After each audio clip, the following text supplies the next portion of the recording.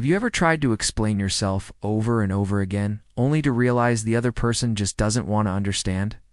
You speak with honesty, you lay out the facts, but your words seem to bounce off a wall of preconceived notions. It's a frustrating, lonely feeling, one that makes you question if your truth will ever be heard. This is a story about that very struggle, and about discovering a power far greater than words, the profound strength of silence.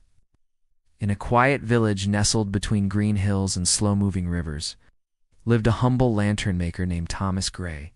His hands, though simple, crafted lanterns that cast a soft, warm glow upon the cobblestone streets each night.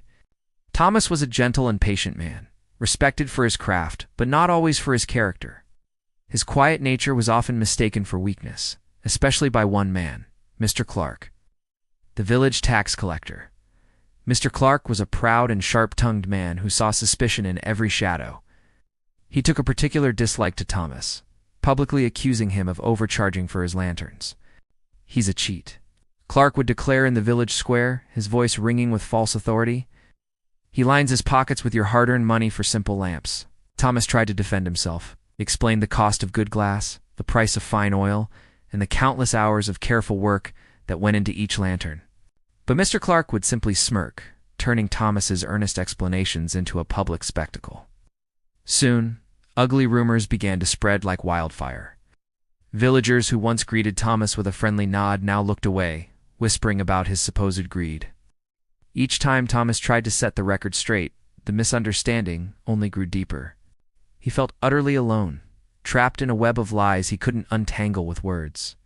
Why couldn't they see his honesty? Why did his truth fall on deaf ears? One evening, as despair settled over him, a traveling old monk arrived in the village. Seeking a sliver of hope, Thomas approached him privately and shared his heavy burden. "How do I make them see the truth?" he asked, when they refused to listen. The monk listened patiently, his eyes full of calm wisdom. "Tell me," the monk began, "if a man insists the sky is green, will you spend your life trying to convince him it is blue?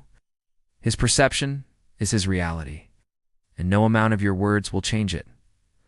The monk's simple metaphor struck Thomas with the force of a revelation. He advised Thomas to stop trying to explain himself. "Let your work speak for you," he said. "Embrace silence not as defeat, but as a sanctuary for your peace." In that moment, the storm inside Thomas finally calmed. He understood.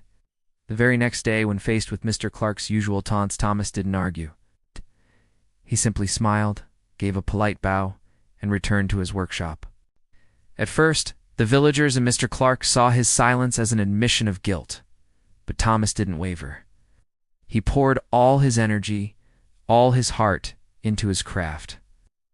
Day after day, he polished glass until it shone like crystal, mixed oils that burned cleanly, casting a steady, unwavering light. His lanterns weren't just objects, they were testaments to his dedication.